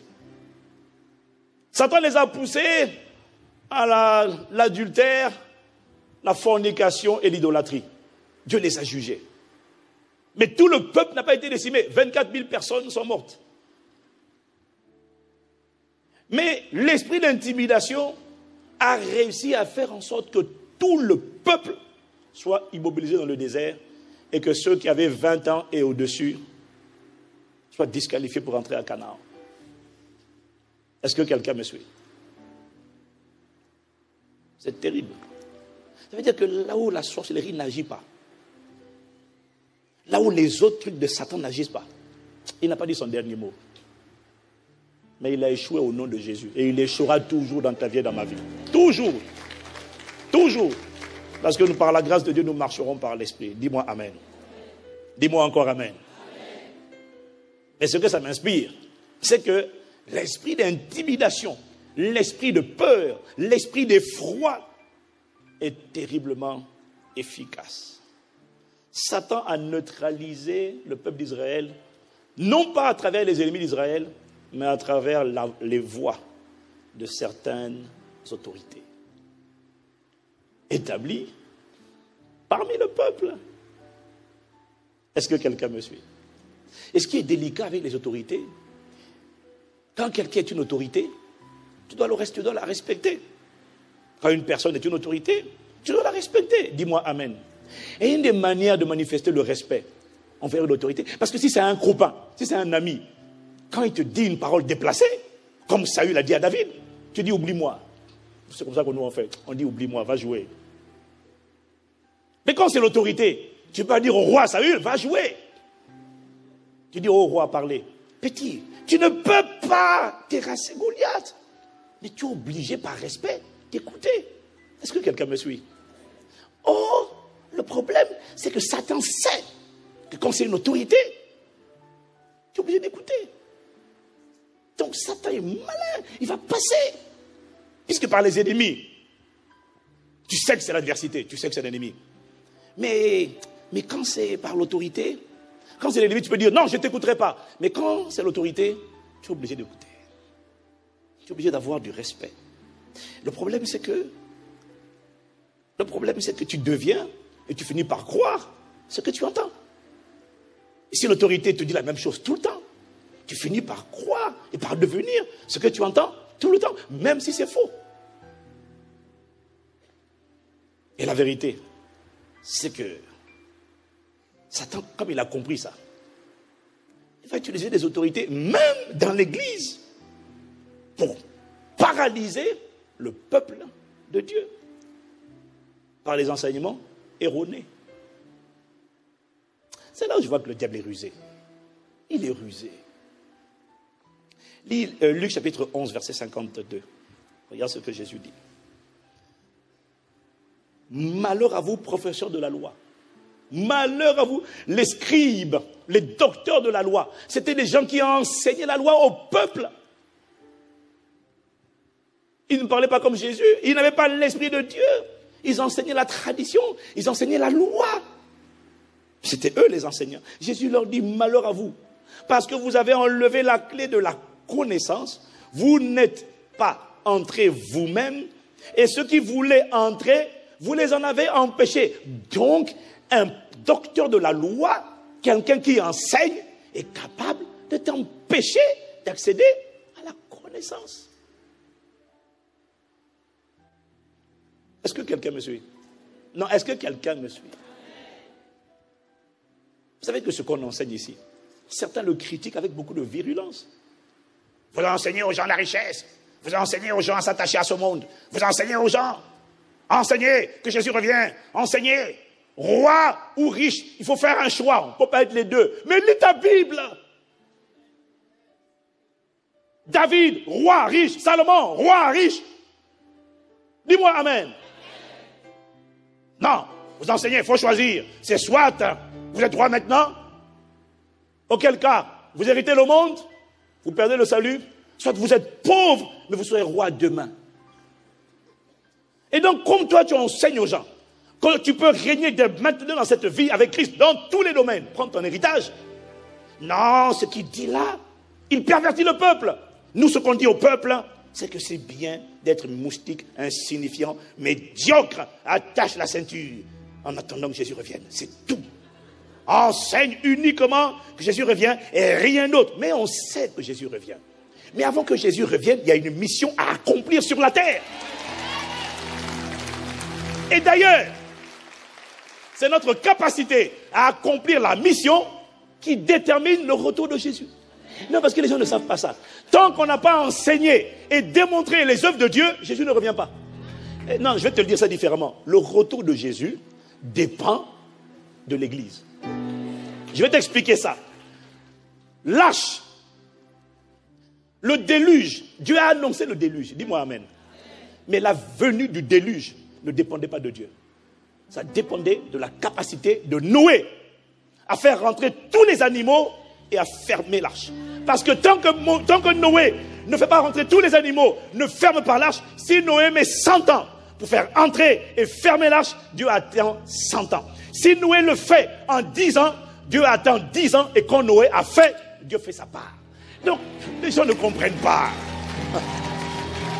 Dis-moi amen. Mais il y a des gens qui se mettent prédicateurs et qui combattent, qui sont contre le fait que tu sois épanoui dans la vie. Parce qu'ils ont oublié le passage qui dit « Je veux bien aimer que tu prospères à tous égards et sois en bonne santé ». Ils veulent seulement que tu sois spirituellement d'accord, spirituellement. Mais regarde-nous, spirituellement, on peut être puissant.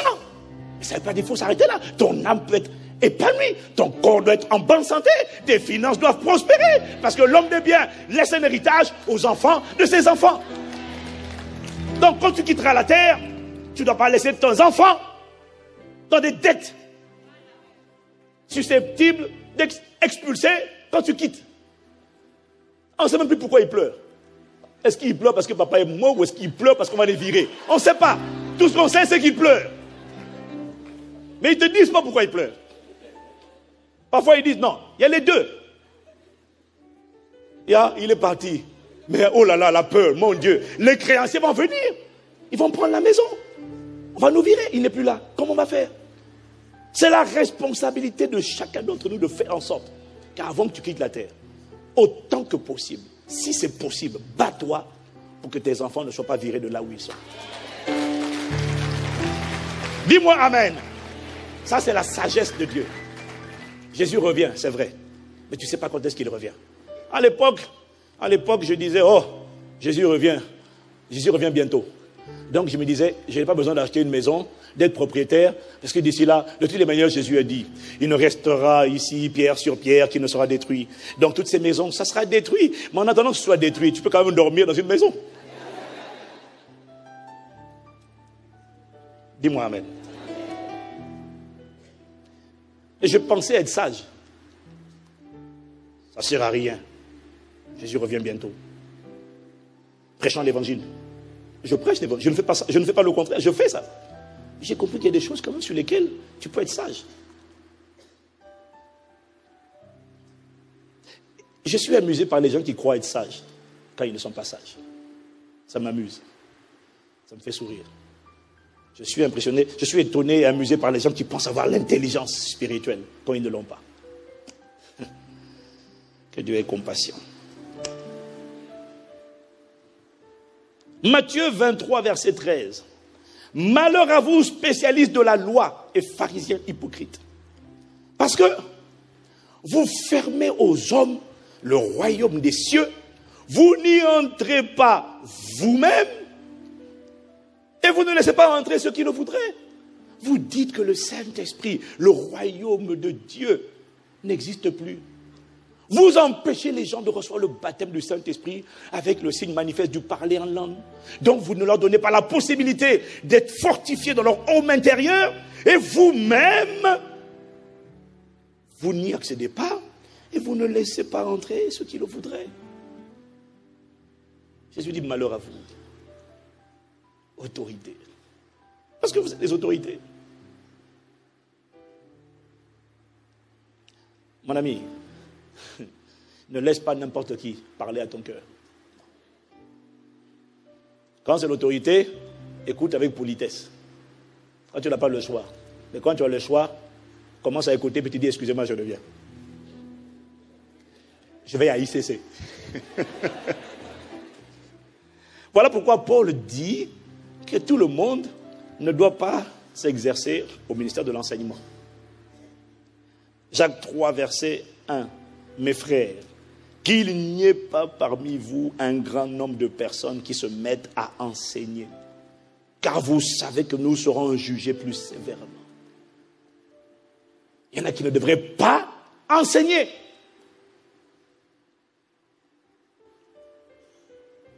Parce que Satan arrive à véhiculer des messages de peur, à paralyser la destinée du peuple de Dieu avec des enseignements erronés.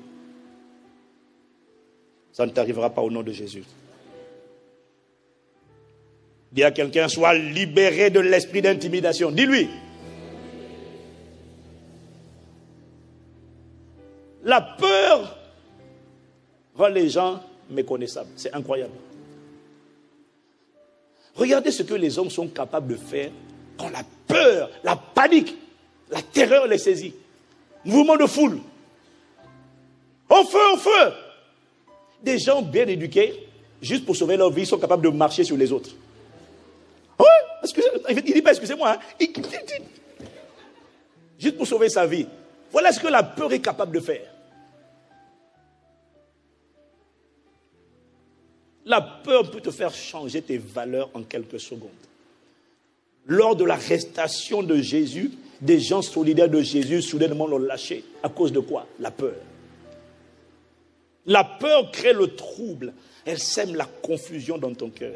Elle dérègle l'âme. Elle l'ébranle. Elle met l'âme sens dessus-dessous. Elle met l'âme à l'envers. La peur détruit ton objectivité. Elle ronge tes certitudes. Les Moïse de la vie, qui ont été des libérateurs, deviennent soudainement des gens mauvais. Parce que la peur a créé une image mentale de terreur pour ton futur à l'intérieur de ton cœur.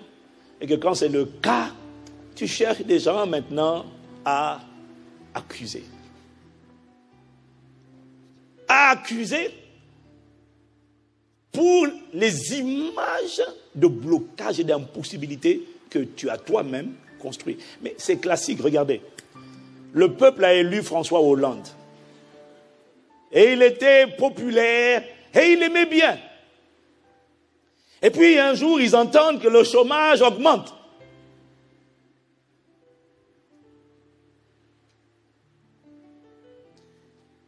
Mais en fait, quand tu entends que le chômage augmente, tu ne sais pas si c'est vrai. Parce que les médias zooment sur une entreprise qui a fermé. Alors, tu me diras, oui, mais les statistiques le disent. Mais tu ne sais pas si ce qu'on te dit, c'est la vérité. Je ne pense pas qu'il monte. Mais je dis simplement qu'en fait, tu ne sais pas ce qu'on te dit. Tu ne sais pas, hein? Non, mon gars, tu ne sais pas.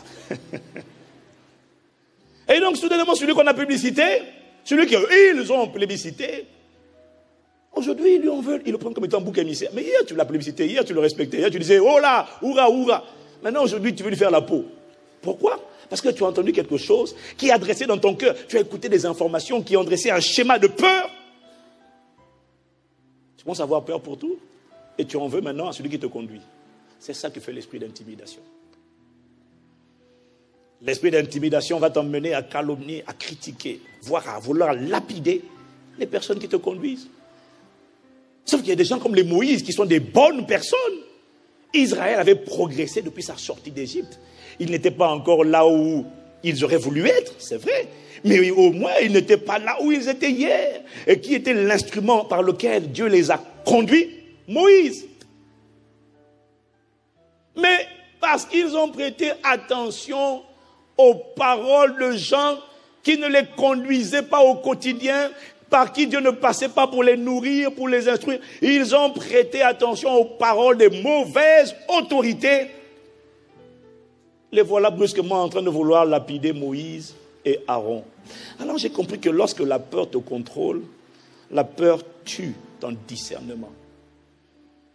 Elle va t'emmener à combattre les personnes que tu ne devrais pas combattre. La peur crée un sentiment d'impuissance, d'incapacité et de désespoir dans le cœur d'une personne. C'est comme si soudainement tu oublies que tu es capable. Soudainement tu oublies que tu as un potentiel. Soudainement tu oublies qu'en fait, il y a des réponses qui sont en toi. Mais tout ce que tu sais est évanoui à cause de la peur. La peur noue l'estomac. Elle ferme les entrailles, tant physiques, émotionnelles que spirituelles. En fermant les entrailles, elle verrouille la productivité et la capacité d'enfanter les desseins de Dieu dans ta génération. La peur érige des forteresses. La peur érige des géants qui n'existent que dans ton imagination. Proverbe 22, verset 13.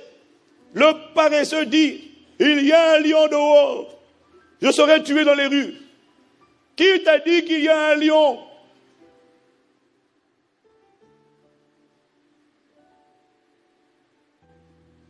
Et même s'il y a un lion, qui t'a dit que tu seras tué? Est-ce que quelqu'un me suit? Proverbe 28, verset 1. Le méchant prend la fuite sans qu'on le poursuive. Et qui te poursuit? Il ne sait pas. C'est dans sa tête, le sorcier. Le sorcier. Ah! Oh. Donc, quand Castanou dit la loi de la semence et de la récolte. Ah! New Age. Mais frère, non, ton problème, ce n'est pas Castanou. Ton problème, c'est ce que tu as construit, c'est ce que le diable a réussi à mettre en toi. Tu as une espèce de psychose, de peur, dès qu'on t'enseigne les lois. Ah! Les lois, ce n'est pas de Dieu, mes frères. Est-ce que quelqu'un me suit?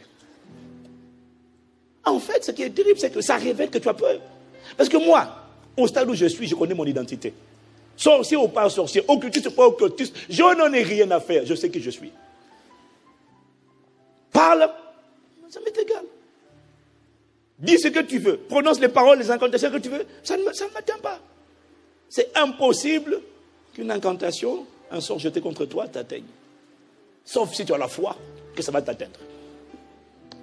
Je dirais l'effroi que ça t'atteigne. Ça ne t'atteindra pas au nom de Jésus. Dis à quelqu'un, sois libéré. Dis à quelqu'un d'autre, sois libéré de l'esprit de peur. La peur te fait voir une muraille là où en réalité il n'y a pas de muraille. Parce que ce que tu vois avec tes yeux n'est pas réel, n'est pas vrai, c'est juste réel. Dis-moi amen. Quand tu vois la mer rouge, c'est réel, mais ce n'est pas vrai. Parce que quand tu vas avancer, la mer va se diviser. C'est tout. Mais la peur t'empêche d'avancer. La peur met la foi hors jeu. Est-ce que quelqu'un me suit?